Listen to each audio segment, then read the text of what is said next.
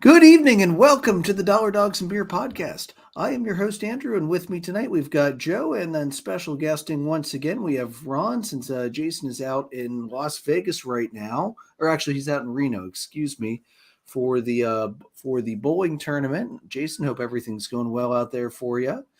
He's coming in late, and then he'll be off again next week because he'll be on vacation because that dude likes to stack all of his stuff together. And let's face it, the Phillies have kind of sucked lately anyway, so he's not really missing a whole hell of a lot, and he's happy to dump it on you, Ronnie. How you doing, Ron? Uh, I'm tired, but good.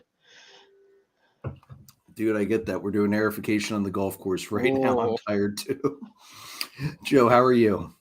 Miserable, but more on that later. Steal the great line from Big Jim. I love Yeah, it. personally good. Baseball wise, not so much. Understandable. So, Joe, what are you drinking tonight? Evan Williams and Starry, Pepsi's new Sprite soda, in the White Sox glass tonight. So, repping the South Side. Fair Um, enough. yeah, I was starry eyed in April. I'm not so much anymore. So, seems like a perfect combination. So Very true. jaded at this point. So true. Well, with your front office, that's usually pretty close to baseline for you guys anyway. Oh, right. All right, Ron, what are you drinking tonight? I'm drinking just iced tea. All right. Hey, it's summertime. I get it. Uh, And guys, I feel like something we all need to remember sometimes there's no crying in baseball. ooh. Evil That, Genius's classic hazy mango IPA. oh, is Not an that good? IPA guy. I'm not an IPA guy, but this one's really good. I have to try that. Yeah. Yeah, it's honestly, if you have a Sheets nearby that sells beer, get the Evil Genius pack because it's got that. It's got the key lime sour. It's got Purple Ooh. Monkey, and it's got one of the other IPAs in it. So it's definitely a pack I recommend. It's got a little bit of something for everyone. Have to pick some up on the way to work.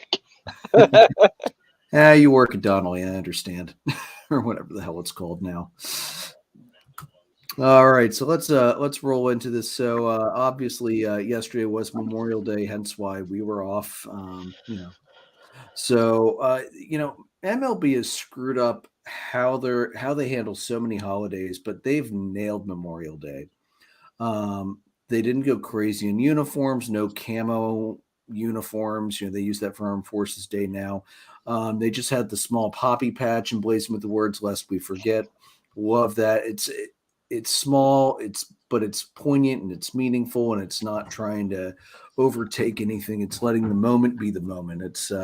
I hope baseball continues to do just that for Memorial Day. I think it's a perfect tribute. The Tigers, they had a special thing they were doing yesterday as well. They were in partnership with Tragedy Assistance Program for Survivors, also known as TAPS. They took the additional step of honoring 4 fallen military service members from Michigan by inscribing their names on players' caps. Outfielder Riley Green wore the name of U.S. Army Staff Sergeant Brian Pitney. Outfielder Akil Badu wore the name of U.S. Marine Corps Staff Sergeant Vincent Bell. First baseman Spencer Torkelson wore the name of U.S. Army Specialist Randy Stevens, and starting pitcher Matthew Boyd wore the name of U.S. Army Private First Class Christopher Soroka. So that was really, really neat to see from the Tigers. And then because, of course, they did, Budweiser had a little bit of a blooper in the late game with the Nationals and the Dodgers. They had a big old Budweiser ad that appeared on the ribbon boards over at Dodger Stadium. It attempted to send a Memorial Day message by saluting our heroes, spelled Heros instead of Heroes. Although let's remember, heroes without the E is correct if you're referring to, plural of a submarine style sandwich. So, maybe they're saluting meatball heroes instead. So, a little bit of I know spelling check probably isn't going to catch that, but, that's why we use idiot check too and double check our stuff. So that was the, they had the usual stuff, the moment of silence and everything else before games. So again, I love how MLB handles Memorial Day. I kind of wish they would have had every team playing instead of 22 at the 30, but at least it was a large majority of teams were playing. All right, and then last Friday, the Orioles City Connect uniforms were released on the field. We finally got to see them. Mixed of high cuff and low cuff players. The Orioles had tweeted that it's time to roll up your sleeves and get ready. Not everybody rolled their sleeves up. Kind of wish they had, because then you get to see the nice mosaic stripe instead of just a basically solid black uniform. Baltimore, very easy to see. The weird distressed thingy that they were trying to do, you couldn't see it at all. Stylized B on the caps, I thought that looked great with the set. I really wish it would have been orange instead of white. With the high cuff players on the stance socks, they had that really thick mosaic stripe around the top of the socks. I thought that looked really, really nice. The BAL down by the ankles, I could have done without that, but the stripe looked pretty awesome. The groundskeepers, they mowed the new stylized B logo out in the field and didn't try to cover up a previously existing logo, Cincinnati Reds. Honestly, I thought it looked really good. They did a nice job. Something that I thought was really neat, lots of players, they wore different colored compression sleeves, a lot of purple and orange. I think there was some yellow in there as well. So that added a nice splash of color, unlike, again, not to pick on the Reds, but the Reds just going black compression sleeves and a black uniform makes so much it sense. doesn't look good. Yeah. And then some updates I read online from some fans in the stadium. The neighborhood themed color blocks that were used throughout the scoreboard, both the main scoreboard and the out-of-town board. On the scoreboard photos, the O's players were in their City Connect uniforms. All the Orioles graphics had the B logo. The sound operator played a lot of Baltimore club music, which the crowd really seemed to like.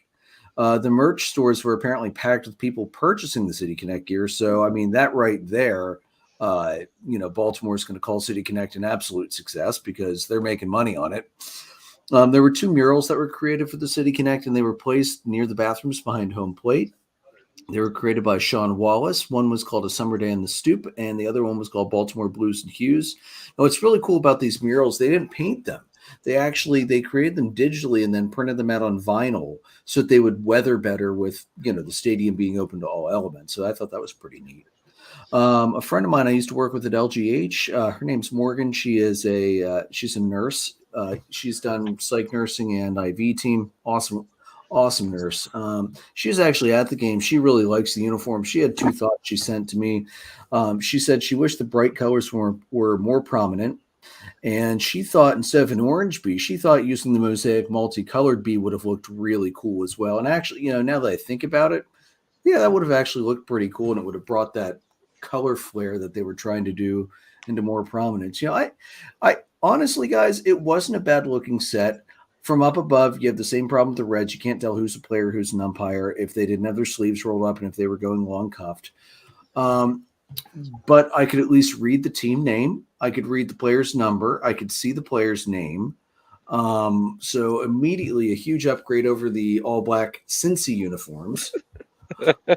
And just what we talked about last week, Joe, I just wish they would have made the mosaic pattern a damn stripe instead of a roll your sleeves up, unbutton your top button thing. Just to make it always there consistently. Yeah, they certainly could have done that. Overall, like you said, I think the set is pretty good. I mean, like you said, people were buying the gear. I mean, maybe I need to pick a new team and maybe I need to start buying some Baltimore stuff. But look, I think they did a nice job with this. I don't really – the distressed font is more for the close-up stuff if somebody's going to wear it. So I'm not worried about how it looks on the field necessarily. Yeah. I think – like I said, I thought it was a clean set. I saw on the TV broadcast, you saw the mosaic behind the B on the scoreboards on the TV. So, they really embraced it, and I thought they did a great job with this. Well, the rollout was fantastic. The style was good. The embracing of the city was good. This is exactly what you're looking for with this movement, the City Connect movement. This is one of the teams that did the best job of rolling this out, I think. Yeah, agreed. And I love that they tapped into a local artist for all the mosaic work. One thing that I might have read this from UniWatch, Paul Lucas, but one thing, it would have been cool maybe if they would have actually had those artists incorporate more design into the uniform. But that said, I love that they still used local people to help with the design, even if it was only a small part of the design. I love that they did that. And, again, one of Baltimore's colors is black. So an all black uniform is not weird for a team like that, just like the White Sox and their weird gothic black ones. That's not out of place because that's one of their team's primary colors. Cincinnati, it makes no damn sense because there's no black in that team's color palette at all. Well, like I said about Cincinnati when we discussed that, I mean, there were some comparisons to, some of the other teams in the city. Cincinnati, the Bearcats are black, primarily black, red, and like a white. So I think maybe they tried to tie into that a little bit, but it didn't come off right. Yeah. To be sure, the font was a little ridiculous. Yeah. Baltimore showed that you can have an all black uniform and do it well, and this is a killer set. I mean, I think it's fantastic. It's so clean. Yeah, it's so clean. Again, one thing I wish that they would do: tell all the players to go high cuffed so you can see the socks, just to get that extra pop at the the top of the calf. Yeah, I thought the players that went high cuffed looked fantastic. Yeah, the high cuff look is a great look, and it's fun to look at. I'm nostalgic for that. I enjoy that. But I mean, if they incorporate that multicolor somewhere else, then it's not as big of an issue. Yeah, Ron, what did you think of these? I was indifferent about them. Like, I get the black, like everybody's doing black nowadays. Like, maybe if they could have went with a different color instead of black for their City Connect, but then again, I don't get paid the big money to, figure that out for them. But they weren't bad. They were a lot better than the Cincy. 100%. Man, there weren't too many sets that were worse than Cincinnati's. The Dodgers. I still have the Dodgers as the worst set, but that might be it. Honestly, to me, Cincy is the worst by far. Wrigleyville is in the bottom 3 or 4. I hated it. As a Cub fan, I couldn't stand it. But yeah, Cincy is definitely in the bottom 3 or 4, if not the bottom of it. And this Baltimore set is up near the top for me. Yeah, it's a really good set. And, it was definitely one that I'm glad we really waited until we saw it on the field before we passed a final judgment on it because, just in the static pictures, it looked like it could be a decent set. It looked like it might not be a decent set, but it did work on the field. That's where it's most important. All right. So, guys, we just hit Memorial Day. It's a good time to take a standings update, shall we? So looking at going down the National League in the East, it's Atlanta leading the way. Miami's 4 games back.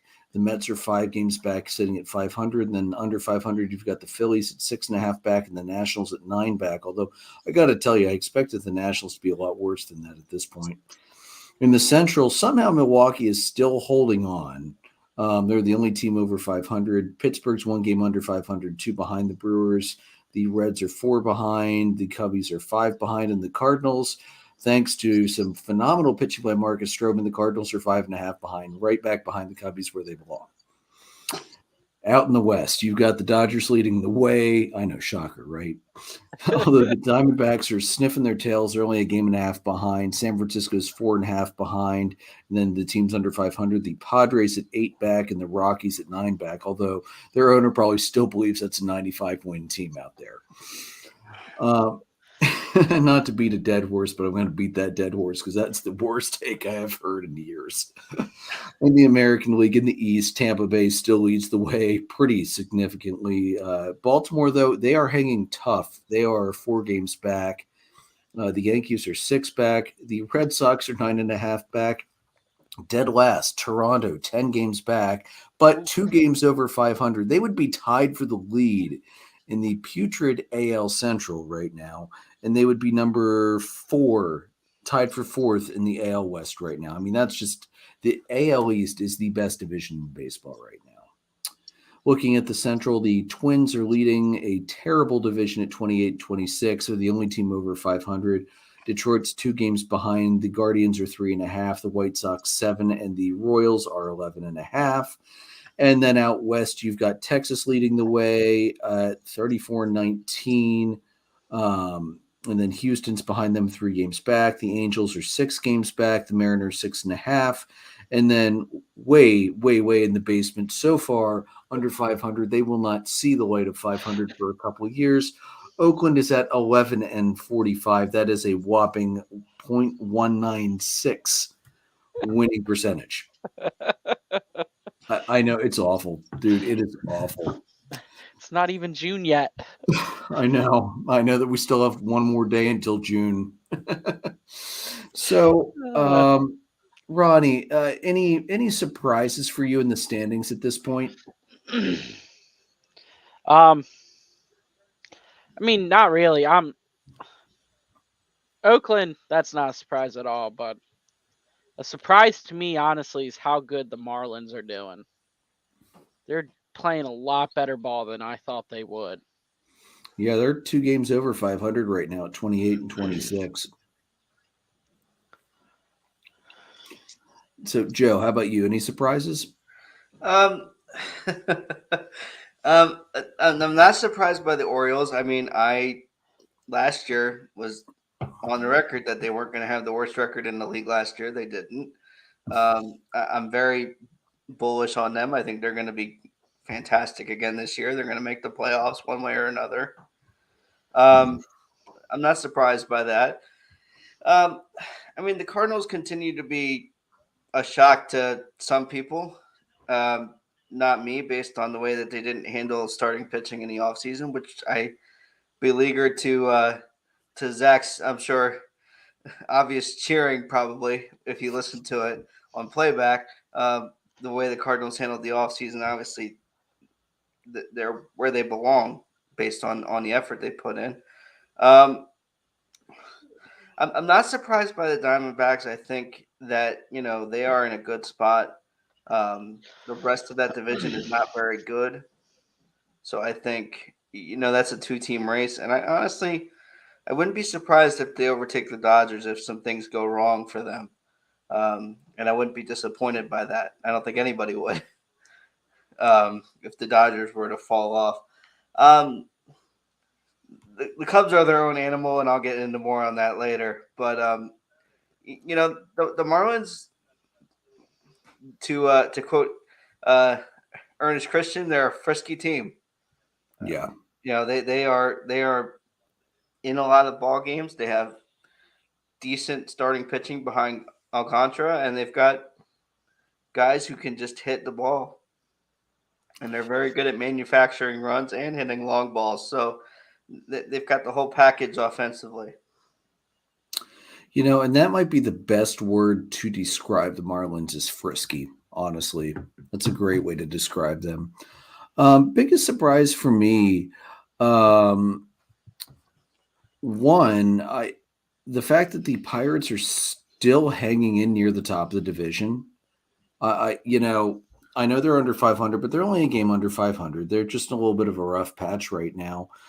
But that might be a team that might be able to pull enough together that they might make a run. I don't know that they will, but that said, I don't think Milwaukee is going to sustain because let's face it, it's Milwaukee. Another big surprise for me, it's not that Baltimore is doing well. That doesn't surprise me. What surprises me is that Baltimore is within 4 games of the Rays with as well as they have been playing.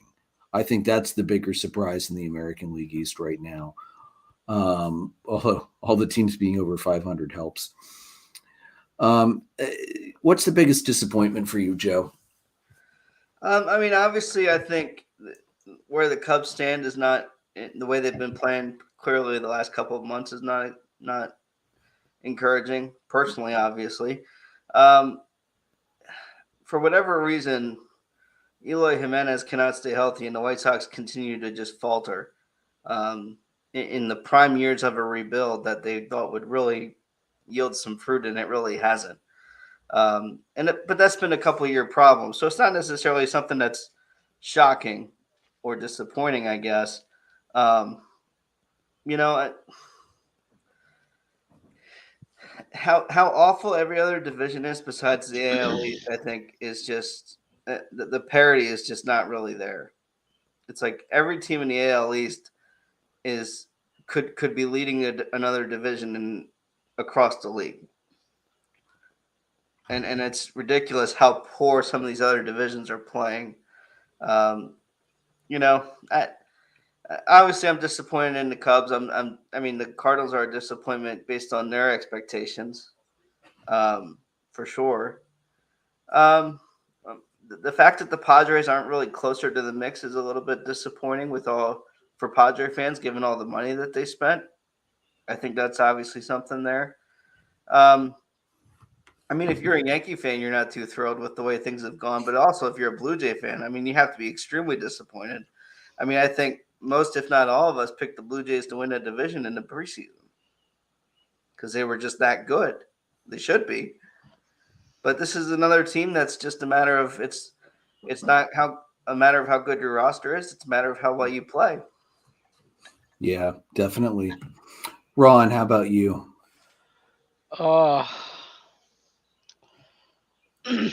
Really, I'm disappointments is the Phillies.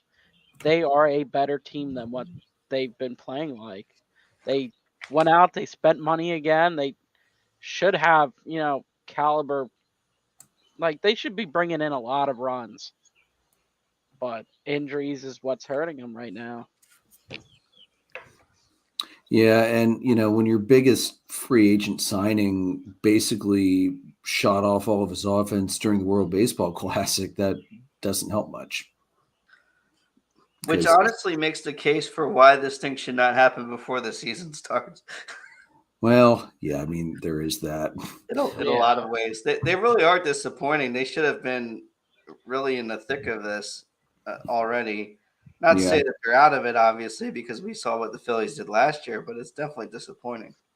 Yeah, I would completely agree with that.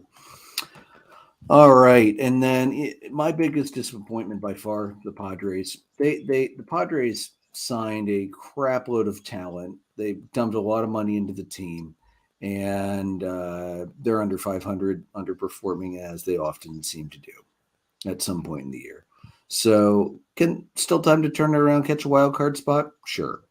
I the way the Diamondbacks are playing, though, that's going to be a very, very Yeah. tough fight for them to get past the Diamondbacks. So we'll have to see about that. All right. So looking at the current playoff teams, so in the National League right now, obviously it's your three division leaders: the Braves, the Brewers, the Dodgers, and then in the wild card, it looks like it's going to be the Marlins, the Diamondbacks, and probably the Giants. Yeah, that'd be the top three for the that'd be the top three wild cards. So looking at those six teams, who's going to be there at the end of the year of those six? What do you think, Ron? Well, you said the Brewers are in there, right? Yes. I don't see them being there. But Okay. I see the Braves and Dodgers. It's every year they're always in it and they have good teams. That's the thing. I I could see the Diamondbacks being in it, maybe not as a front runner, but maybe like a wild card. But those it's honestly the four teams I see making it. Yep. All right, Joe. Obviously, I think the way Atlanta's playing, unless something catastrophically goes wrong, they're going to be in. Um, I think Arizona's the other one. I think that's a lock at this point. The way that they've been playing, they've got all the momentum in that division. I don't expect the Fish to get there. I expect them to probably cool off, but I wouldn't be surprised if they get there. Um, if the rest of the NL Central doesn't figure this out, then I could see Milwaukee being in there. If things flesh out like they are right now, I could also see the Pirates taking that spot. But one of those teams is going to be in. But as we've talked about, the NL Central is going to have a division leader, and that's it. Yeah. So Yeah. whoever wins that race between those two will get in. Honestly, that's probably the 3 or 4 guarantees that I see. I only have 3 teams of the 6 that I think are locks for the playoffs: Atlanta, Los Angeles, Arizona.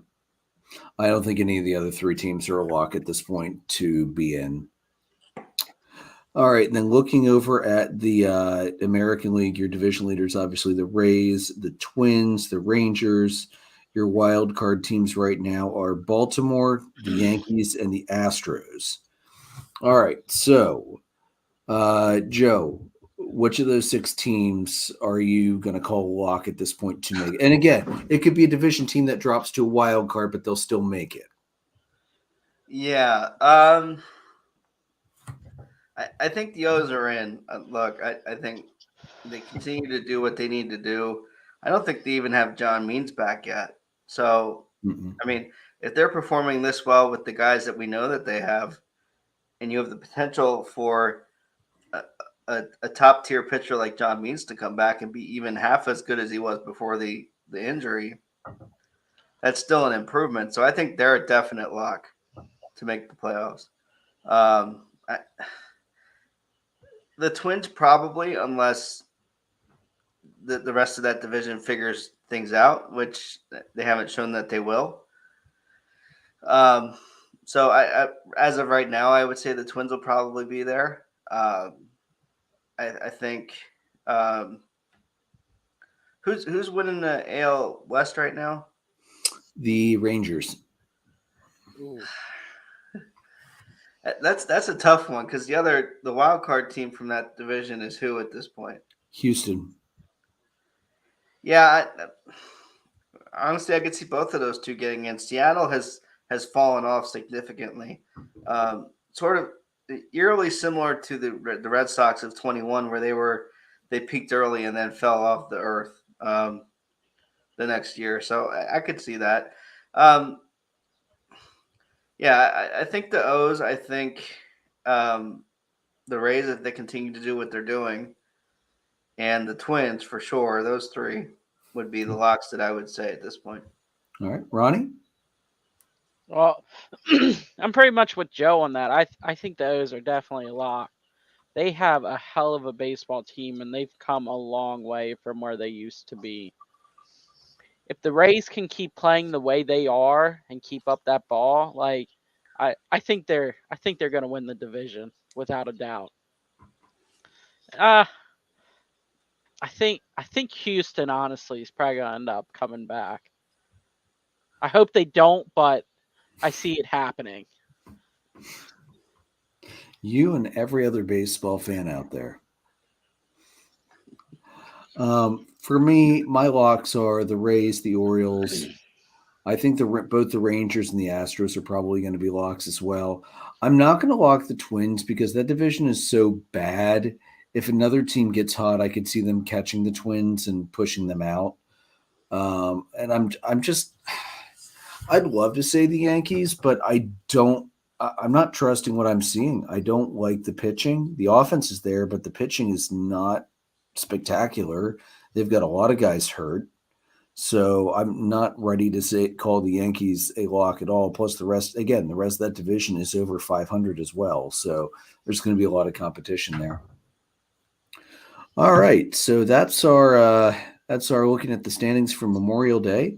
Let's just rip this Band-Aid off and talk about fantasy baseball, because literally last week, almost every other day, Jason and I were swinging back and forth, being up by 5+. And by the end of the week, he was the one who came out on top again. Damn it, 16-9.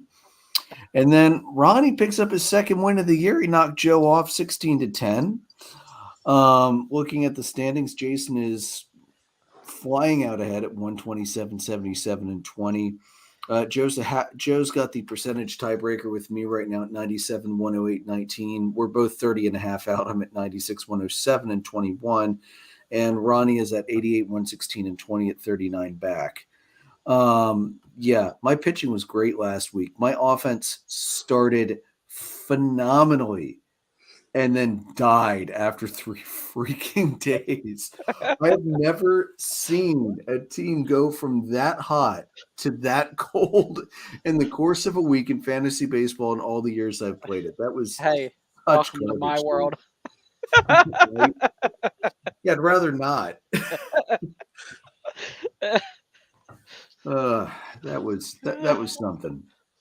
And the something wasn't exactly that great. I have to say, Joe, I have no idea what happened to your pitching. Like, you had no innings, like, at all compared to what I had going, and I was shocked. Yeah, look, my guys just didn't compete well enough. From a pitching standpoint, it was utter domination. I think, except for the hold in the save category. I think I took those two. And hitting wise, my guys just haven't shown up, and that's reflective of some of the stuff that's happened. Again, more on that later with the Cubs, but with some of the guys I have. But Well, you took most of the pitching from me just because of I had about 30 more innings than you did, so yeah, Brutal. That's brutal. All right, so enough of fantasy.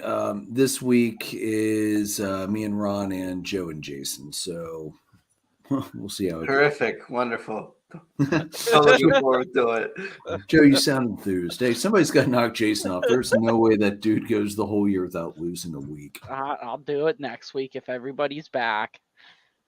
I don't want to hear you're complaining about injuries, Ron, when I have had my IL spots filled almost every week of the season. And it's the same people, too. It's been since, like, week 2.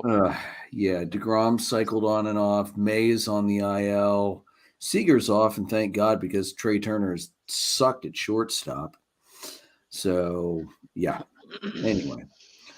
All right. So, Joe, I know you're going to be a little more ranty later with the Cubs, but any regular read the room that you have for this week? Whoever was coaching that high school team that lost the game when they thought they won the game on a strikeout because Oh, yeah. they didn't finish the freaking play. Whoever's coaching that team should be fired immediately. How the heck do you blow that? First off, and the catcher should be made to run like 100,000 poles to make up for that mistake. That's unreal. Like many things in life, it's not how you start, it's how you finish. And can't say enough about that. That was ridiculous. That was absolutely stupid. The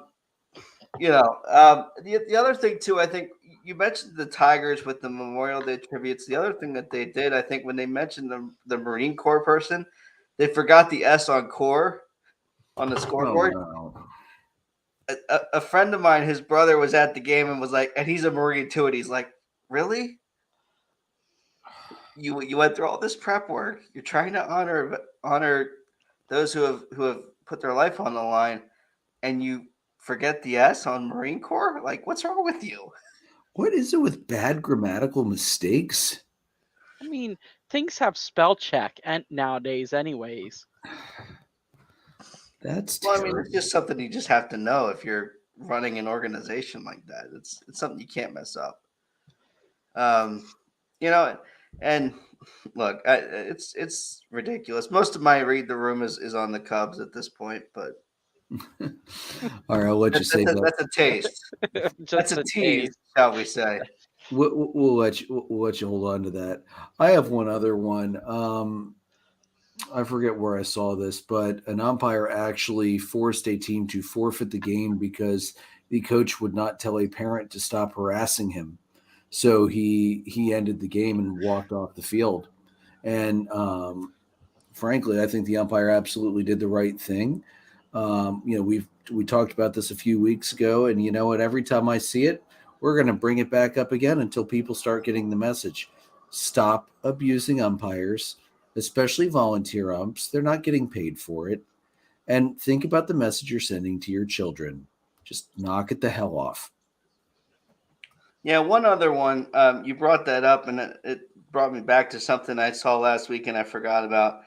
At a basketball game in Fort Wayne, at a club game, this fight breaks out between a ref and a coach or a parent, and it was just absolutely bonkers. The parent was complaining about foul calls, and after speaking to the referee, he was asked to leave the game. As the official attempted to get help in removing the parent, the man got in the ref's face, grabbed the referee.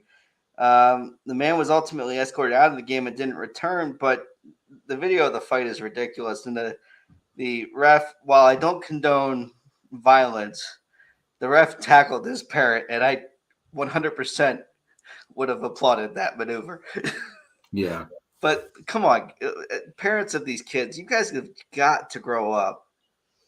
Like, you're not teaching anything to these kids about life and the ups and downs of life and things not always going your way. And the other thing, too, again, as I brought up before, is you're embarrassing yourself and you're embarrassing your kid. If chances are, if you make it on the 6 o'clock news because you're abusing a ref, it's not a good thing. Like, just grow up. Come on. This is ridiculous. Yeah, exactly. It's out of hand and it needs to stop. All right, so we're gonna roll into Braves and Phillies together. So before we hit the weekend series, Atlanta did drop 2 of 3 against the Dodgers because the Dodgers are just a team in the regular season Atlanta does not handle well. They lost game 1 8-6. Phillips picked up the win. Morton took the loss, and Graterol picked up his 3rd save of the year. On Tuesday, the Dodgers just smoked the Braves 8-1. Miller took the win. Strider took the loss. And then Atlanta did win the last game, so at least they didn't get swept. It was Iglesias picking up the win on a 4-3 when Atlanta walked it off in the 9th, thanks to Ozzie Albies. And Bickford took the loss in that one. I hate playing the Dodgers during the regular season. Atlanta does not play them well. They never have. But there is one reason I do like it. I like seeing Freddie get a chance to come back to Atlanta. He did get a standing ovation on his return. And after the game, he said, quote, "None of this is possible without fans in the stands. It's a joy to come back here for them to show appreciation for all the years I spent here. It really means a lot." Still one of the classiest acts in baseball by far, Mr. Freddie Freeman. No question about it. And then here, Ron, I've got your scores here. Give me 1 sec. I can pull them right back up. I got them up. Oh, you got it? Go ahead then. Before the Braves series, the Phillies lost 2 of 3 to the Diamondbacks. First game score was 3-6 Diamondbacks. Second game was 3-4. Then game 3 was Phillies won 6-5. I didn't have the box scores on them. I just had the schedule pulled up. No, that's okay. I think we both just kind of want to forget about the first half of the week and move on from that because that was pretty terrible. And then moving into the weekend series, it was a nice 4-gamer in Atlanta. Atlanta did take game 1 8-5. Anderson took the win. Soto took the loss. Iglesias picked up his 4th save of the year. Good showing by Atlanta bats in that one. I know the group chat was oddly silent as you and Jason were just like, let this end. And then Jason realized that a lot of those runs were scored by 2 Austin Riley home runs and a home run as well from Ozuna. Well, the Ozuna one didn't matter, but at that point, Jason was like, well, if the Phillies have to lose, at least I'm going to get a little bit of a boost in fantasy. So, I get that. Yeah. Minter, though, of course, had to make things interesting because, of course, he did. Dylan Dodd didn't pitch the best, but he got them through, only gave up 4 runs through 5. Yates held things down. And then once again, Minter, it's his 3rd blown save of the year. He still has an ERA in the 7.4 range. That's the 7th inning, man. I'm getting worried about bringing him in that late. It's almost like he shouldn't even be a setup man or a bridge man. He should be kind of a mop-up guy at this point until he gets things straightened back out. He's not walking guys. I'll give him that, but it just not a good showing from Minter. Ron, any other thoughts for you for that game? No. All right. And then you guys took the next one, so go ahead, Ronnie. So Phillies took game 2, 6-4 final. I believe the win went to Walker because Walker pitched really well. I mean, he gave up a lot of hits, 3 runs. He walked one guy, only had 1 strikeout. He went 6 2/3. Then the bullpen came in and just annihilated, in my sense. Allowed 1 hit, 1 run. So, I mean, for the bullpen to come in and pitch 2 1/3 inning and only give up 1 run, it was a good day for the Phillies. Yeah, it was. And the fact that Craig Kimbrell picked up his 400th save against us, you know what? I just had a feeling that something like that would happen. I think it's happened. I think it happened with another pitcher too that came up with Atlanta, picked up their 400th save against them or something like that. Yeah, it was Kensley or Oh, something Kenley like that. Jansen. Yeah, Kenley Yeah. Jansen. Okay, well, he was a Dodger primarily, so that should have happened against the Dodgers, but we won't get into that. Yeah, I thought it was a pretty cool moment to actually watch something like that happen. And JT even said he likes being a part of those moments, especially being behind the plate and making it happen. Yeah, I get that. That's got to be the coolest thing in the world to be the catcher for something like that. For Atlanta, Harris had a home run. Ozuna had his second home run in 2 games. So, I mean, Ozuna's starting to heat up, which God knows he couldn't have really gotten any colder as he was hitting 120 something for the longest time before this latest power burst. So, heavy use by the bullpen of this whole series will be an ongoing issue, as we'll keep describing moving forward. And then there was Saturday. Oh, Saturday. That was an amazing game, in my opinion. I don't know about you, Andrew, but that was bullshit. So Saturday, the Phillies won 2-1. Atlanta only got their 1 run in the 9th.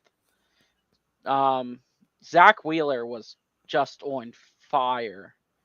Probably the best pitching he's done since he joined the Phillies, in my opinion. He took the win. He went 8 innings, 3 hits, gave up no runs, only gave up 1 walk, struck out 12. And then Kimbrell came in to save the game, pitched 1 inning, gave up the 1 run to them, but he struck out 2. But overall, the Phillies couldn't really get their bats going in that game. But with Zach Wheeler's pitching, those 2 runs just was enough. Well, the Phillies got their bats going. They just couldn't do any kind of situational hitting. They out hit Atlanta 9-4. The big thing that I noticed was, one, when Sean Murphy hits a ball hard, he hits the ball really hard. Yeah, he does. He obliterated that pitch from Craig Kimbrell. Yeah. I mean, again, it didn't turn into a win, but it was a damn nice home run. Morton pitched really well in that one, actually. 5 1/3. He did give up 7 hits, but he only gave up the 2 runs. He did walk 4, but he struck out 9. And Minter, shockingly, got out of the inning and didn't let the other 2 runners come in. I honestly was blown away by that because I sure as hell didn't expect it. So, yeah, that one hurt. I thought Atlanta was going to be able to mount something against this lately terrible Phillies bullpen, but they were not able to. Once they gave up that 1 run, I was like, okay, this is where Atlanta comes back and wins the game. I might as well just turn it off. And I was like, oh, let me stick around. I watched it this far. If I'm going to be disappointed, I might as well cry at the end. Earn the disappointment, is that right? Right. And then Sunday happened. Sunday was a great day in baseball. Terrible. Atlanta put 7 up in the first, en route to an 11-4 smashing of the Phillies. Known Phillies killer Spencer Strider was on the mound and pitched very well. 6 innings, 2 runs, 2 hits, a walk, 9 strikeouts. He did give up a home run, but whatever. I don't think he was too concerned about that, to be honest with you. Spencer Strider became not only the first pitcher in baseball to eclipse 100 strikeouts, he did it in the fastest number of innings in baseball history, 63 innings. Not bad. Not bad at all. So, one thing I know that really pissed Jason off was when during the 7th-run first inning, when Acuna came back around to bat again and was on base yet again, because Acuna went 4 for 5, 3 RBIs, 3 runs, and a strikeout, including a triple in there. Didn't he have a home run too? No, I'm thinking of a different game. He actually finally got caught stealing because he was stealing bases at will for most of the series. And Jason was pretty livid about that. And I do understand why he was. He's not necessarily wrong.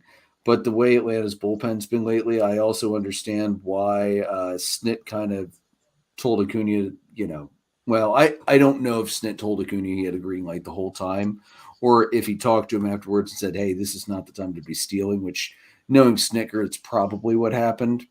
Although he didn't bench him this time like he did the one time when he dogged out a single off the wall that he thought was gone. But it reminded me of a Whitey Herzog story where Vince Coleman stole second and third consecutively in a game where the Cardinals were up like 7-0, 8-0. And when the opposing manager and Herzog got into a shouting match, Whitey basically said, my bullpen is garbage. I don't trust them to hold this lead. We need all the runs we can get. And the Cardinals ended up winning like 10-9 or something like that.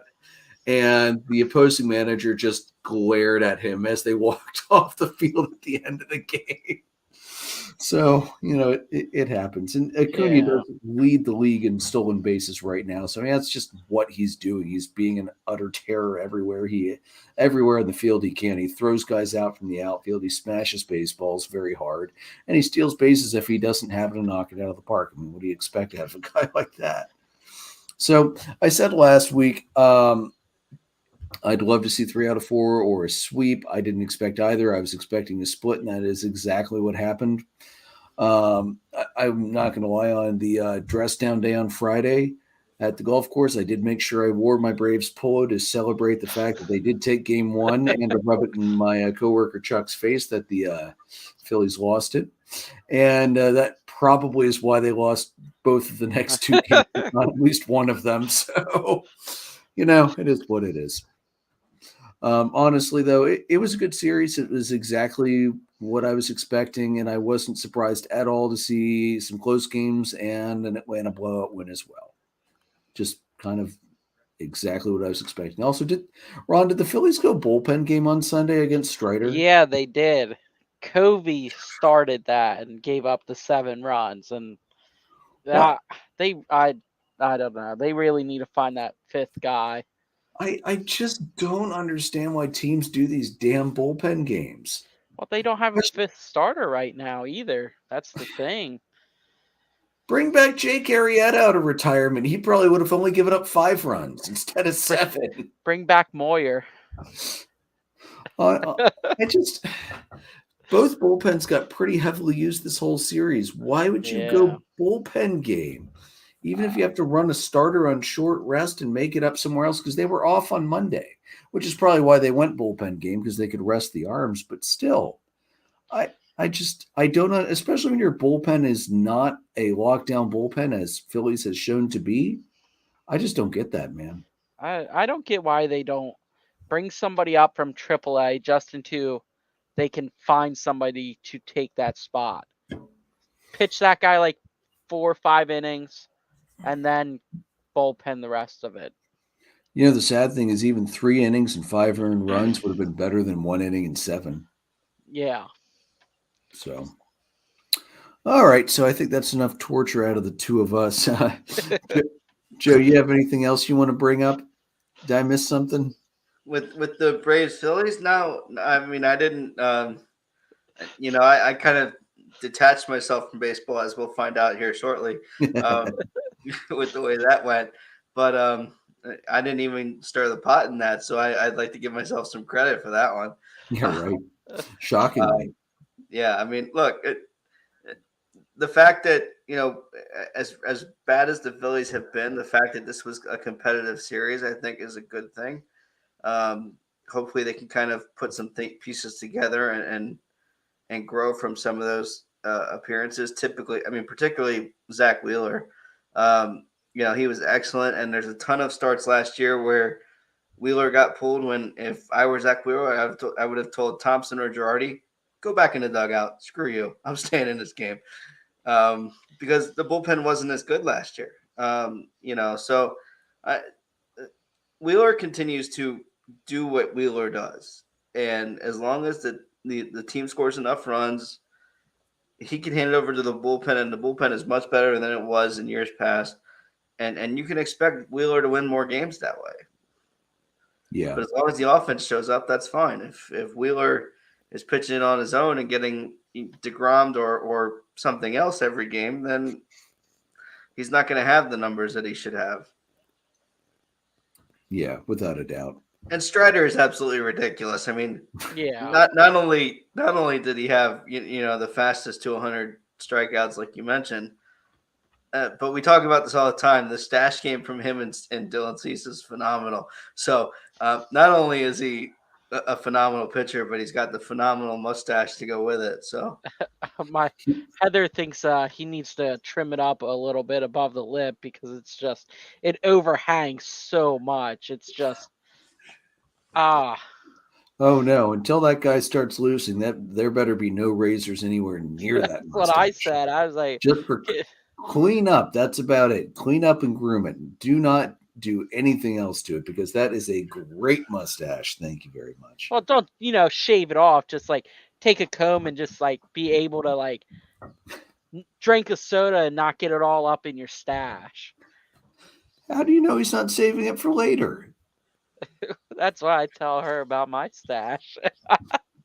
Exactly. It's important, damn it. Anyway, so moving on.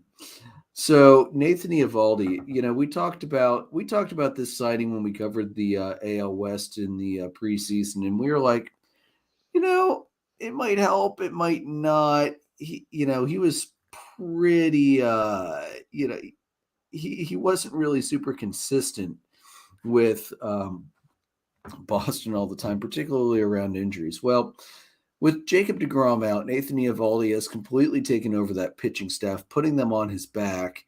He picked up his 7th win of the month of May against the Tigers. Although the Tigers, give them some credit, and that's hard to say, I know. They grinded him and knocked him out after 5 innings, which is unusual because he tends to be an innings-eating guy. Eovaldi's ERA for the month of May, 0.96, the lowest of his career for a single month. Yeah, holy crap. That ain't too bad. Yeah, Jacob who? Yeah, right. We don't need that Jacob guy. Seriously, man. To be as dominant as he has been with the struggles he had last year, that's phenomenal. Yeah, it really, I love seeing it. I really do. All right, one surprise thing I wanted to drop on you guys right before we do bring out the good, because I like to do that every now and then to keep you all on your toes. So last week, we had the largest margin of defeat of the year in a single game. The winning team was Toronto. They won the game 20-1. Who did they beat? Oakland? Not Oakland. Oh, wow. Are they in the West? Guess a team. Why I feel like I saw this. Was it the Yankees or the Red Sox? Nope. No. Shoot. It's the Royals? Not the Royals. I want to say the Rays. That's it. They beat the Rays 20-1. Aided strongly by a 9-run 9th inning. So it was already 11-1, and then they put 9 more up in the 9th. Yeah. I'm just, I'm looking at Tampa Bay's box score for their pitchers. 9 innings. 27 hits allowed, 20 runs, 19 earned runs, only one walk. They got that right. 9 strikeouts. They gave up 4 home runs. Absolutely insane that the best team in baseball just had one of the worst shellackings you will ever see a team take. Oh man. So yeah, just wanted to slip that one in what was honestly a very, very wild week. I mean, Tampa Bay had some very, very high scoring games last week. They also they had the Dodgers, and I think one game they won like 11-10. So it's a wild week for them. Guys, I think Vladdy hit a grand slam in that, didn't he? Give me a sec. I could tell you. I've got the box score right here Because I that was saw highlights of it. too And beautiful. That's why I thought I remembered who it was. Springer had a solo shot. Vladdy hit in the 9th inning with 2 outs. He hit a grand slam. That's great. I love it. Chapman also had a home run in the 9th with 1 on, and Jansen also had a home run in the 9th with 1 on as well. So I don't know. I'm assuming Tampa Bay probably had a position player in at that point because, good God, that's utter annihilation. All right. So, Joe, what do you have for us for Bring Out the Good this week? Well, first off, you mentioned Vladdy. This is not Bring Out the Good, but you mentioned Vlad Jr. I do believe that Joe at Obvious Shirts has a shirt that says Vladdy is better than his daddy. So, yeah. That's good. I like that. That was pretty funny. That made me think of that. It's a great shirt. Yeah. First thing, Bring Out the Good tonight. The Cardinals, they spend a lot of their game days serving the community. And they particularly did this when they were in Cincinnati last week. They were serving lunch at the City Gospel Mission in Cincinnati before their game against the Reds. It was the hashtag for that post was one life at a time. You see the Cardinals players trying to do their part, and they're doing their part on the road too, which is phenomenal to see. And to see the Reds sort of highlight that too, and that particular mission was like, we don't typically cheer on the Cardinals, but we will for this hour or so. There are a couple hours that they were helping us out. So kudos to the Cardinals for continuing to lead in the Cardinal way off the field and doing it on the road even too, which is sometimes not easy to get players to buy into. I think that's excellent. So a hat tip to the Cardinals for that. I don't know how many more times I'm going to hat tip the Cardinals. I think Zach's going to start buying me Cardinals gear at some point here. Can you blame him? No.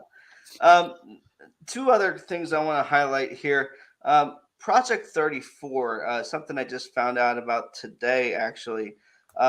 Trevor Williams, who pitches for the Nationals, pitched at Arizona State in 2011. He was in college. His roommate and close friend, Corey Hahn, suffered a career-ending, life-changing spinal cord injury sliding headfirst into second when they were in college. And as a part of sort of seeing how all of that works and how all of that process goes as far as recovery and rehab and all those things, Trevor Williams founded Project 34 with Corey Hahn, his close friend, to make an impact and to help support families and folks who are going through these type of spinal cord injuries. I think this is Trevor's quote. It's, "My why is to play baseball for those who cannot. I remember the countless hours of rehab and workouts that Corey did, and he still does, to get stronger every day." So it was inspired by Corey's rehab journey after the spinal cord injury, and they continue to donate to help over handle the costs and all those things for those who have to get all sorts of rehab and equipment and things like that from spinal cord injuries. So a hat tip to Trevor Williams and his wife for the work that they do with Project 34 to help ease the stress that accompanies that financial burden for those who go through those.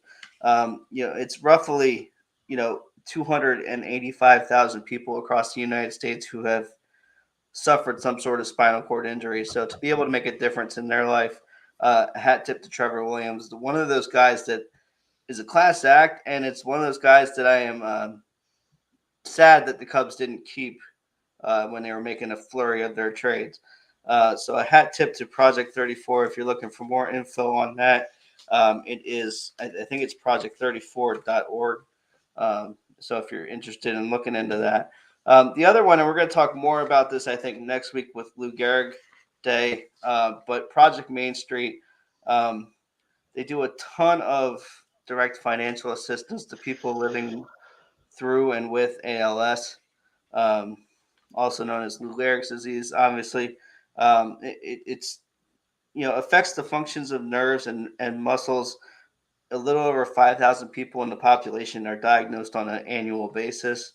The Project Main Street has helped over 25 people with grants totaling $2 million. So they're doing a ton of good work. Tim Sheehy was one of the founders of this organization. He has since died from ALS in 2007, I believe. But one of his close friends is John Boog Shambi, who we know from ESPN and from Marquee with the Cubs, and Hootie and the Blowfish were also college classmates of his. So they do a ton of work to help promote it and raise money for that. So Project Main Street is doing a lot of yeoman's work, and I really appreciate the work that they're doing and the attention that they're bringing to it.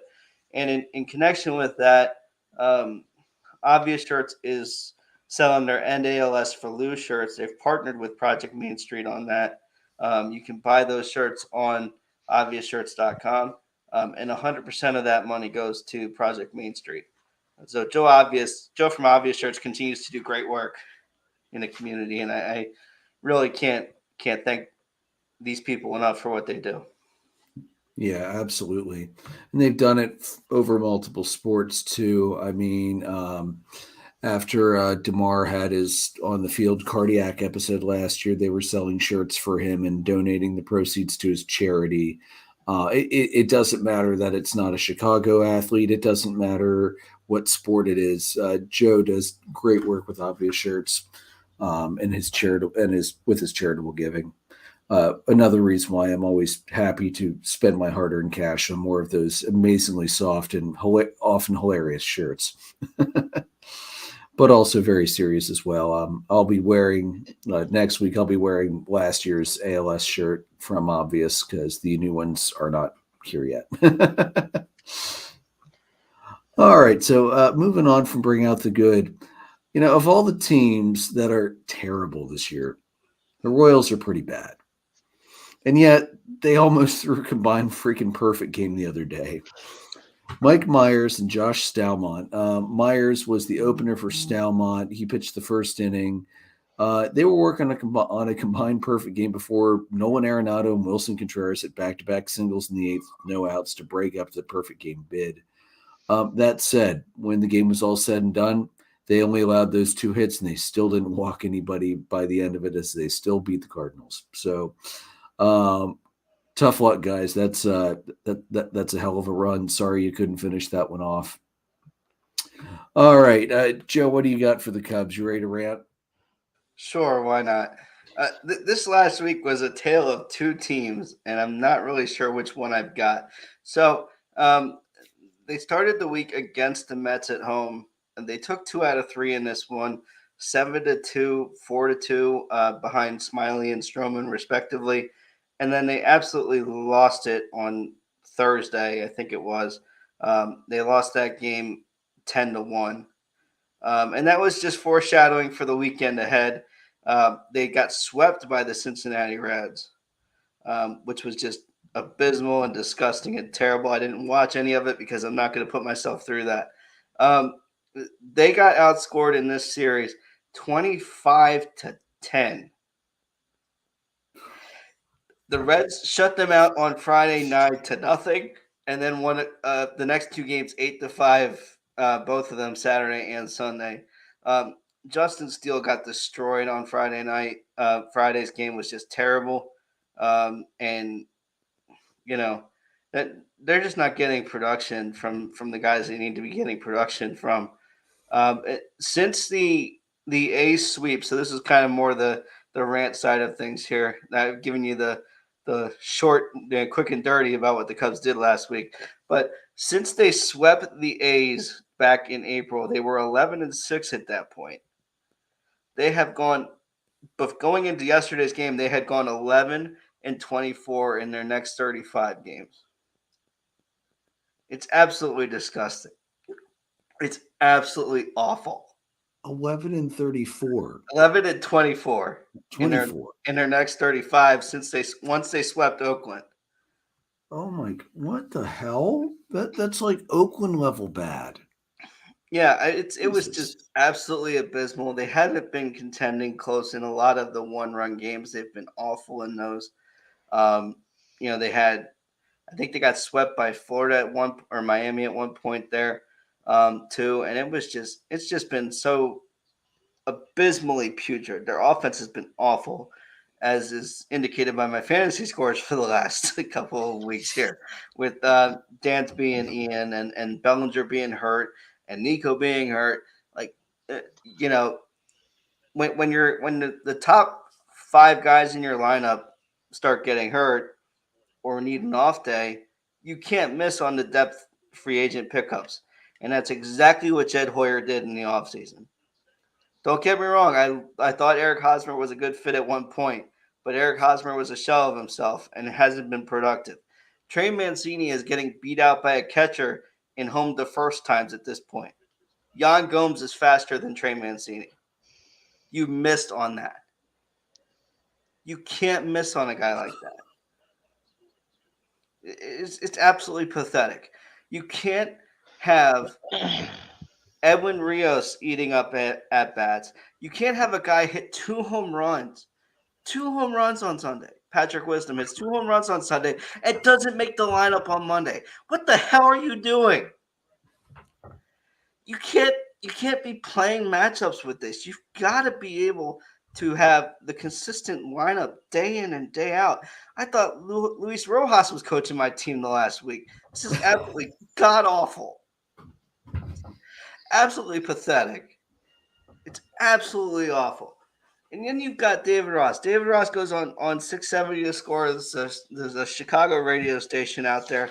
He talked about how he moved some guys around on Monday. Nico wasn't hitting leadoff for whatever reason. They managed just 3 hits on Monday. They ended up with a 1-0 win over the Rays thanks to Stroman, thank God. And some guy named Talkman had a sac fly to get the only run that the Cubs needed in that game. But you're 23-30, and you've lost 4 of your last 5. It's absolutely disgusting. It's absolutely terrible.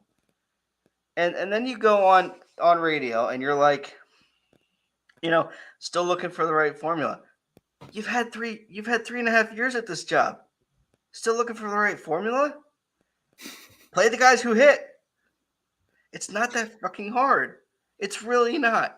And as much as I love what the Cubs pitching infrastructure does with pitchers, I love what they do. The way they turn, unknown bullpen guys into, key pieces, a la David Robertson, a la Michael Givens last year.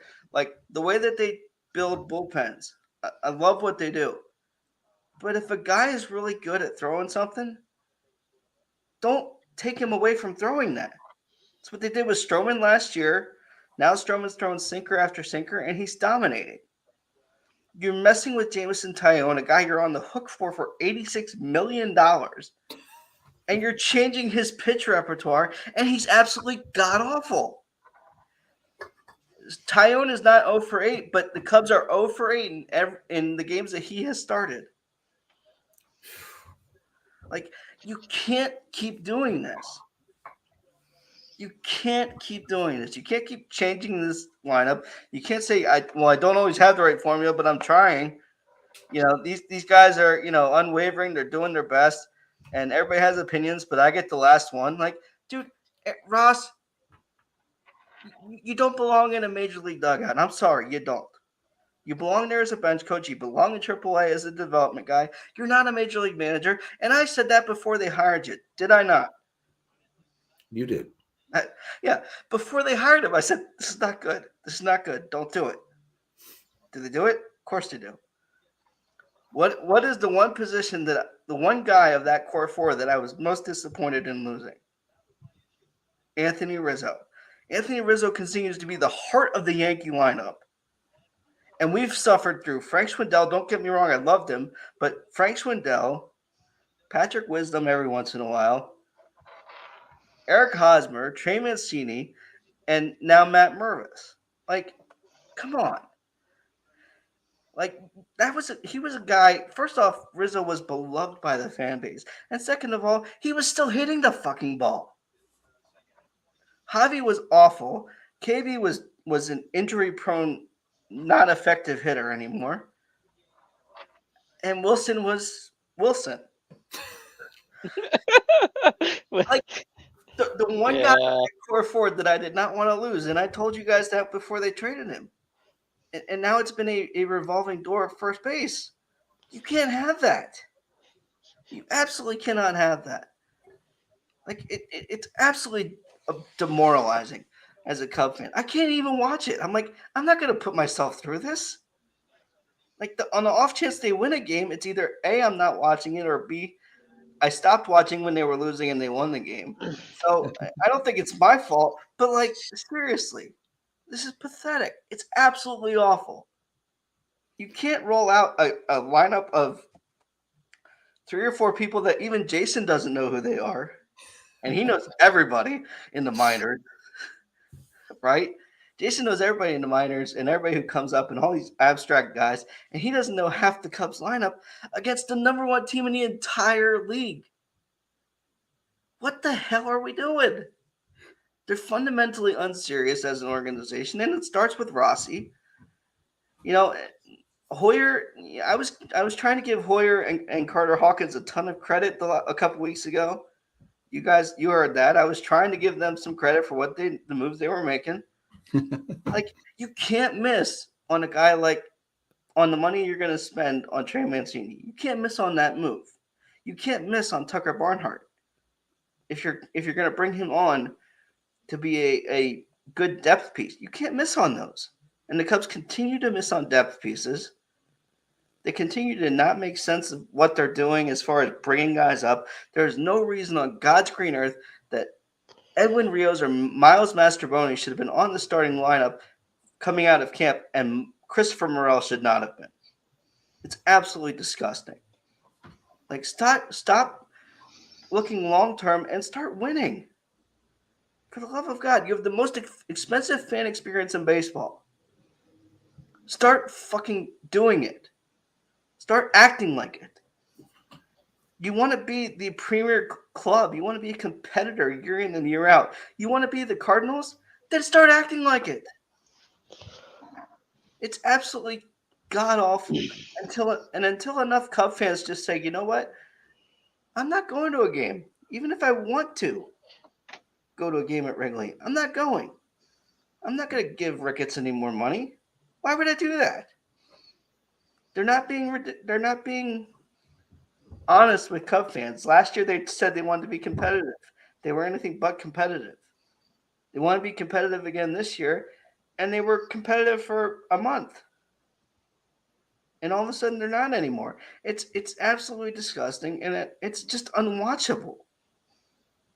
Like, you know, not only do Cub fans deserve better, but if you're a guy like Pat Hughes, a Hall of Fame broadcaster, you deserve better. Guys like Justin Steele deserve better. Marcus Stroman deserves better than this crap. It's absolutely awful. You extended Nico Horner. You extended Ian Happ for what? To go 11-24 in the last month and a half? That was your plan? Like, what are we doing? They're fundamentally unserious, and it drives me absolutely nuts. And it's like, if you're not going to invest the time in this, and if you're not going to invest the energy into this that a Cub fan invests into this team, then why am I going to watch this? Why am I going to put aside 2 hours every night to watch a game? Why am I going to do that? I got enough problems. I don't need to stress out about my baseball team. And I said, before we got on the show, I said I was wearing this shirt for 2 reasons. Number one, Hayden's coming back. He's going to help bolster the bullpen because even Jed admitted on Friday that the bullpen has been awful. Well, no shit, Sherlock. Welcome to the party. Welcome to the party, Jed. The bullpen has been awful. Every Cubs fan could have told you that from the day that they broke camp. It's ridiculous. Hayden's coming back up to bolster the bullpen, and the Cubs have been playing nasty baseball for the better part of a month and a half. It's absolutely terrible. The fact that you play up against the Mets, don't get me wrong, the Mets, for all of their issues, the Mets are still a good team. The fact that you play up against the Mets and then play down against the Twins and down against the Reds, really? This is what Cub fans deserve on a weekly basis? I don't think so. Like, it's just so irritating. I couldn't tell. When's Ross's contract up? Well, here's the stupid thing. They extended him like last Oh year. my God. So I don't know when his contract is up. I think it's time honestly, to retire. I don't know who the answer is. I'm not saying that I know who the answer is. But I knew it wasn't him a long time ago, and I still don't think it's him. No, it's not him. I think sometimes that's former catchers are really good, and sometimes former catchers are really bad. And he's joining the halls of Joe Girardi and other catchers who have been terrible as managers. Yeah, you're not wrong. You're not wrong. It's just so debilitating, annoying, and it's just god awful. And to hear somebody say, "Well, I'm still trying to find the right formula," dude, you've had the chance. You have pieces now. This isn't right after we traded Bryant, Rizzo, and Baez. You have pieces. Do something with it. Well, and one thing that really drives me nuts with the Cubs and their pitching, how can you be so good at developing bullpen arms and so bad at screwing with starters? That doesn't make any sense. To me, it's Tyone was a big piece of that Yankee rotation last year, and Tyone already had the tools. I don't think we need to mess with it. If you want to tweak some things with a particular pitch or two, but don't take him away from a pitch that was one of his best pitches. Yeah. Stroman hardly threw any sinkers last year and had a god-awful year. Stroman goes back to throwing sinkers and things like that this year and is one of the best pitchers in the National League if he had the run support. So true.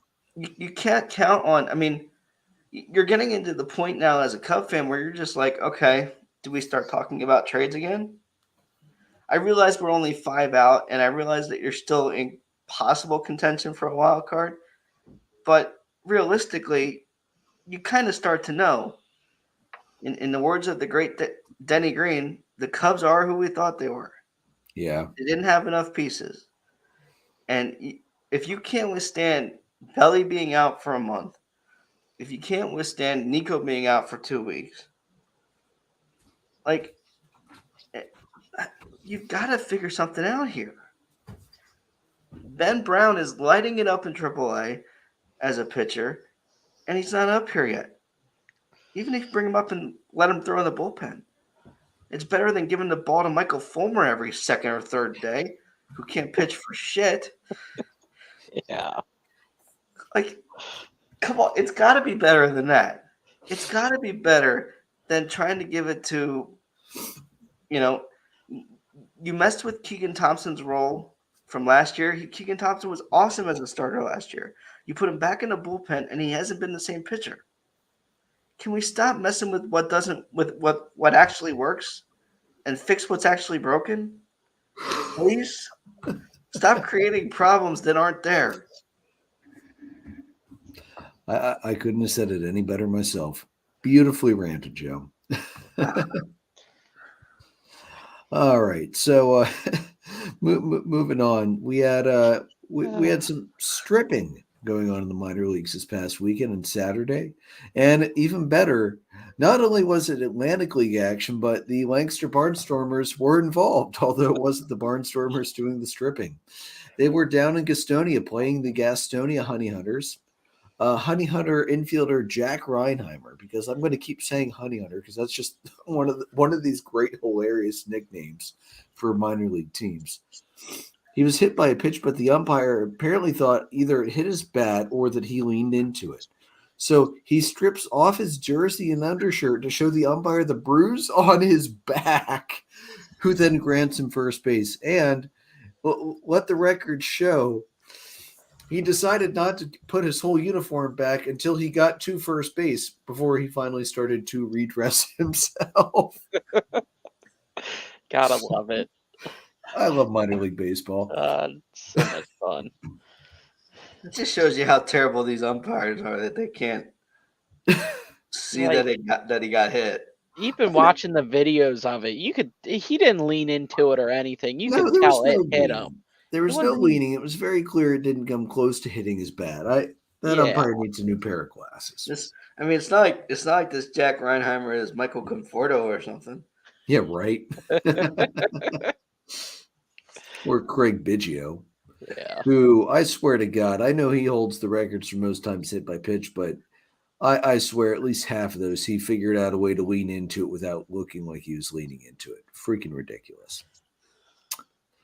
All right, Joe, how about Jack Sawinski? Yeah, this is a guy who he's on the Pirates. He was a Moneyball hitter at one point last year, at least once. He had, I think, his first series last year he played against the Cubs. He's a Chicago kid, and he had a home run in that series. Not that I needed to relive that, but I thought it was good context. Yeah, so Sawinski, they were playing the Giants in San Francisco this past week.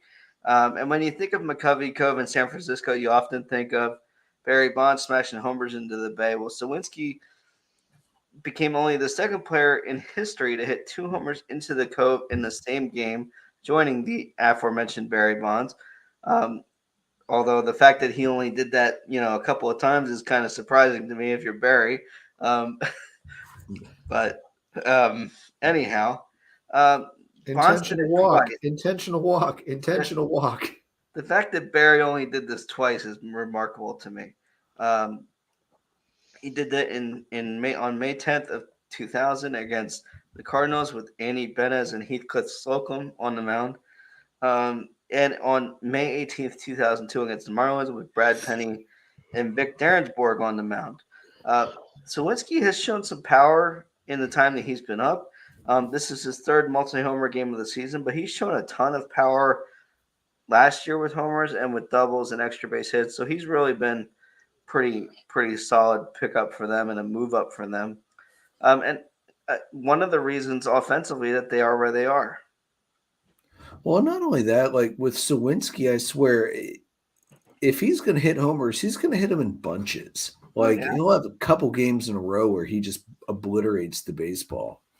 So, congratulations to Sawinski. That's pretty sweet.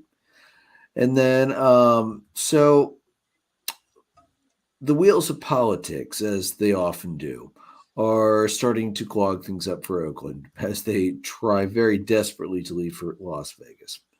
Nevada lawmakers are questioning now whether subsidizing a new stadium with tax credits and bonds would further boost Las Vegas's economy, or is it just going to serve as a handout for a big business that could strain government resources?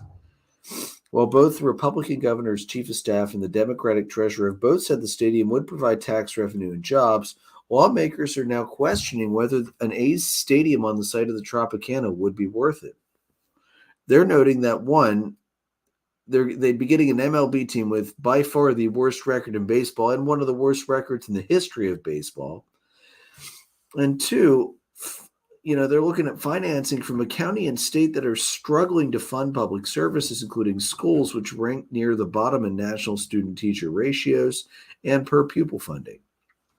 State Senator Dinah Neal, a Democrat, said, quote, regular citizens see us having a conversation and a discussion around funding a stadium, yet we don't have enough revenue to fund and give a 20% salary increase to teachers.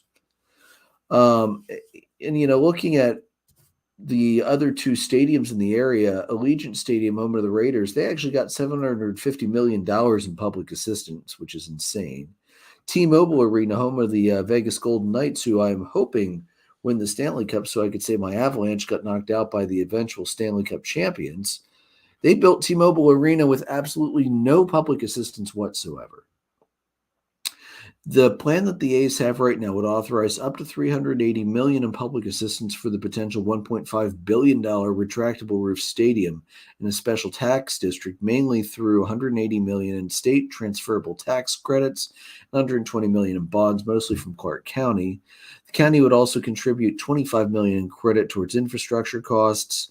The proposal would not directly raise taxes, although let's face it, we've seen how these things work. It may not happen right away, but it could happen down the road. And by could, I mean likely will.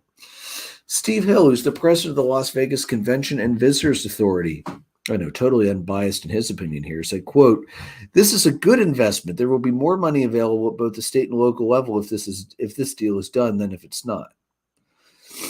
Questions from lawmakers have a multitude of concerns, including, again, how a lack of recent success from the A's could affect attendance, traffic along the Strip, compatibility with nearby airports, and integrity of the metrics they use to gather their projection numbers.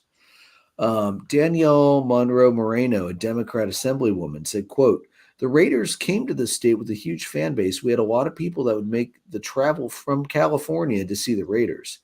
I don't see that happening for the A's, and frankly, I think she's right about that, especially the way the A's are constructed now. Now, assuming this all happens, Las Vegas would become the smallest TV market in baseball. So that's going to bring into question revenue for the team to invest in players that they've, done such a good job with so far. The stadium is going to have a 30,000 seat capacity, which again would also be the smallest in baseball. As of Monday night, last night, the stadium financing bill is already the most commented on proposal for this session of their legislature, with over 2,200 opinions online. Over 3/4 of those are in opposition. And that's from the public. That's not just from lawmakers. That's from the public.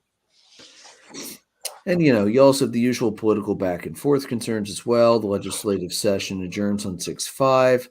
Democratic leaders said financing bills, including the one for the A's, may not go through if the Republican Governor Joe Lombardo follows through in his threats to veto several Democratic-backed spending bills if his legislative priorities are not addressed. So again, that's your typical politicians being spoiled children and not working together. That doesn't surprise me. But it seemed like such a slam dunk, and now we're seeing more and more. This may not be the slam dunk the Athletics hoped it would be. Now, I think all of this put aside, I don't think this is going to stop the A's. I think they're still moving, and if they have to shell out more of their own money, they're just going to do it because they so desperately want out of Oakland. And let's face it, that bridge has not only been burned. That bridge has been burned, smashed to pieces, burned again, reconstructed from the ashes to be burned a third time, and then had the holy freaking hand grenade thrown at it just for good measure to make sure the damn thing is gone. That bridge has had done to it what Bane did to Heinz Field in The Dark Knight Rises. Yeah, that bridge may look worse than Pearl Harbor after the Japanese invaded, or Hiroshima when we dropped a freaking atomic bomb on it. There is no chance in hell the A's are going to be in Oakland any longer than they absolutely have to. But, I love the fact that they're looking at building a $1.5 billion stadium to house the smallest revenue team in the league that can't win a game to save their lives. They've won 11 games so far, for God's sake. I think the legislature is bringing up great points about why it's a bad idea to dump a ton of public funding into it. Well, I mean, when you look at the Vegas Golden Knights, first off, they had a ton of talent come in that initial year, and they've been in the playoffs, I think, every year since they've been around. So, obviously getting, your choice of guys, of teams, of players from the rest of the NHL certainly helps with that. But, the fact that they didn't need help, shows a lot about hockey really being in the market for a team in that area because they've had the response that they've had. Um, I think they're right. The Raiders are a household name, and the Raiders are going to have fans who are going to travel. You're going to create new fans in Vegas who are there either to gamble or just go watch football because why not? Uh, the A's can barely, have 10,000 people in their stands on a daily basis, and that's being generous. They're not going to fill this stadium. They're not. And quite frankly, I think A's fans are smart about this. They're just like, why am I going to keep spending money? They're doing what Cub fans should do, and they're just saying, well, if you're not going to be serious about this, why the hell should I spend my money and go to a game? And as Jason pointed out when we talked about the A's, they're charging $80 a ticket for the lower bowl of their garbage stadium that's infested with, all sorts of things. Last night, Atlanta was in town. The attendance was 8,556. That's for a division leading team. That's all they could manage. I understand it was a Monday night game. It was also Memorial Day, so it was a holiday. That's bad, man. I mean, they're not doing much better than that on the weekend. No, they're not. So, I mean, look, it's a garbage franchise from top to bottom. We know that. I think you're raising good points. I think priorities here have to kind of be adjusted, I think, on a lot of levels. And this is one of them where it's like, if you're not going to fund certain things, then we shouldn't be funding baseball teams who are garbage to begin with. Yeah. It's not going to generate enough revenue. Nobody's going to Vegas for an A's game. They're just not. No. They're not. Football still has a stranglehold on fan base as far as popularity for a casual fan experience. It still does. And that's why the Raiders have enough of a fan base to justify the money they were given. The A's don't have that. This is ridiculous. The fact that we publicly fund these places to begin with is absolutely stupid. Thank you. I'm so tired of it. Using public funds for an entertainment venue that half the people aren't going to go to is stupid. If the and to throw my own team under the bus, if you're going to use public funds in Chicago, those funds could be better used for a lot of other things. Yes, absolutely. You use public funds and then charge $90 a ticket. Yeah, it's absolutely stupid. Can we get back to a point where a baseball game is not something you have to take a second mortgage on your house for the love of God? This is absolutely ridiculous. Oh, and then cut a half hour out of it. Oh yeah. Can we stop messing with something that's not broken? Like going back to my rant on the Cubs. Don't mess with stuff that's not broken. Yeah, exactly. Seriously, you're not going to win casual fans back because you shorten the game a half hour. You're just going to piss off the three of us and guys like the three of us. Yeah. Does it make it a little easier for me to watch that game? Sure. You could easily do the same amount of time and just do the in-screen commercial breaks. Exactly. And still save the time. Yeah, cut the long commercial breaks back. You could save more time there than screwing with the pitch clock. Yeah, I've had enough with all the stupid things they're doing, and the fact that we're, publicly funding these places for reasons that don't make any sense to me. When these owners are loaded, if they want to find enough investors, I read a ton of history books, as you know, Andrew, and the book I'm reading now is on the railroad, and it was the Western Railroad, and it's finding investors to do it. to help you do what you want to do. We need to get back to that model when it comes to this stuff. Like Tom Ricketts, you need to find investors in Gallagher Way. You need to find investors for the rooftops, whatever it is, whatever that project is. You need to find enough of your like-minded friends who want to spend money on in Oakland's case, a bottomless pit of stupidity in Las Vegas. Yeah. Get some friends to chip in some money and put the money out yourself. This is absolutely stupid. On $1.5 billion, and all you're getting is a stadium.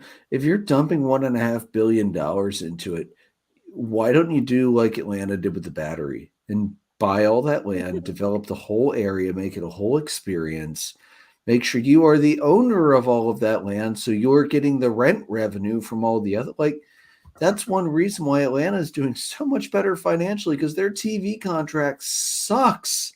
They have one of the worst contracts for the bigger market teams. And I think thankfully it's set to expire in the next couple of years, or, depending on if Bally Sports just completely goes under, MLB will just yank the rights anyway. But come on, let's be smart here. $1.5 billion for just a stadium is a terrible investment, a terrible waste of money.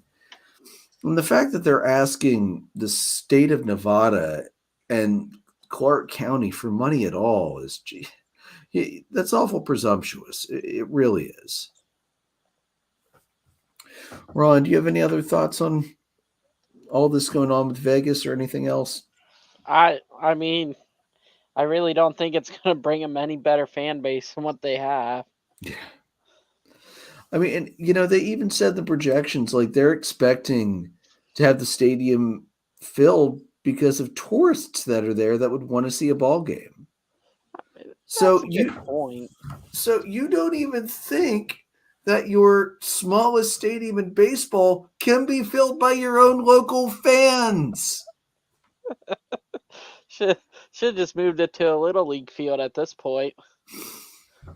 Well, I mean, they're going to have to play in the AAA park for at least a year while the damn thing's being built. They're not even going to be able to fill this AAA park. This is just stupid. Did it make sense to move out of Oakland? Yes. Did it make sense? Does it make sense on the financial side? Absolutely not. Yeah. Ugh. What a mess. All right, guys. So looking at the hot team list coming up, let's see here. For me, I'm going to put the Marlins on there. I am going to put the Reds on there. No, I'm not putting the Reds on there. They only swept the Cubs. They sucked before that. I am going to put the Diamondbacks on there, the Giants on there. Tampa Bay could have gone 9-1 in the last 10, but that 20-1 loss, I can't put Tampa Bay on the hot list after that shellacking. I am going to put the Orioles and the Yankees on there, and I am also going to put the Rangers and the Astros. And actually, I think I'm going to go ahead and put Seattle on there. They've showed me enough over the last 10 games, 2 weeks, that there might be slowly starting to spark some hope for the fan base again. Do you guys have anybody else you want to put on your hot team list for the week? I think you pretty much covered them. Yeah. I think as long as Baltimore continues doing what they're doing, they belong on this list. Yeah. And I hope they stay on that list for a long time. Yeah, for the sake of all Orioles fans that we know and for the sake of baseball, it's just awesome. Yeah, it is. All right, so looking ahead at the week coming up, Atlanta's on the road all week, 3 in Oakland, then they are off on Thursday, and they've got 3 in Arizona. Good God, who made this schedule? It kind of sucks. Looking ahead for the Cubs. Sorry, did I say that out loud? That was supposed to be my inside voice. Cubs are right now in a 3-game series with Tampa Bay at home. Then they're off Thursday. They're going to start a long road trip out west, 4 in San Diego, and then 3 in Los Angeles for the Angels, and then 3 in San Francisco. Oh, Joe, they did that thing I hate when they do the 4-game series and wrap it around into Monday. I hate it when they do that. 10 games with no off day out west. And all out west. Yeah, tell me about it. Who'd you guys piss off to get that? I have no idea. And then I know who management pissed off, but I don't know, you mean everybody? Yeah. All that. But And then the Phillies tonight start a 3-game series. The Mets on the road, which I believe they lost that one. Mhm. And then, hey, Ron, things are looking up. You end the week in Washington for 3. So, I'm not hopeful. I'm really not hopeful. Ron, are you trying to project that by this time next week, when we're back on the air again, that the Phillies are going to be below the Nationals because the Nationals take the series? Probably. Yeah, it's too bad Jason won't be on for that rant. That would be something beautiful. All right, so that's what's coming up for our teams, guys. Do you have anything else for this week? No. that was like I said, that was a hell of a week in baseball. yeah, I'm buckling in for a brutal stretch. I'll be keeping track of scores because I'm not going to put myself through anything else right now with the way this has gone. But look, the fact that they won yesterday, they're up 2-1 in the 8th against the Rays right now. Like, where is this? When they play some of the other teams, I don't understand it. The biggest positive, I think, tonight, if you're a Cub fan, Hendricks looked pretty good tonight. 5 innings, 6 hits, 1 run, 3 walks and 3 strikeouts. So a rough start he had last week. I didn't really go into that too much in our recap, but the fact that he had a decent start tonight is something as a Cub fan that I can hold on to at least. It's good to see. It really is. It is. Yeah. Verification this week. I don't care how fast baseball games are going. I cannot stay awake for West Coast games this week. So No.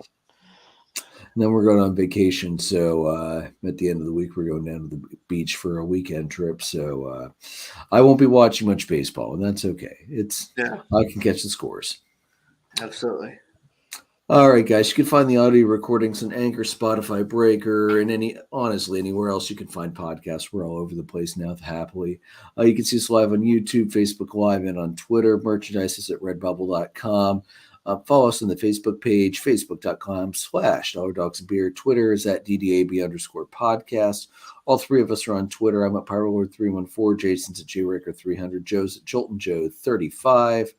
Ron, are you still using the @Dipner Ron every now and then just to amuse people? All right. Yeah. Guys, we're presented by Dark Arrow Podcast LLC. We are sponsored by Whiskey and Blade Barbershop in Lidditz. May your dogs always cost $1. May your beer always be cold.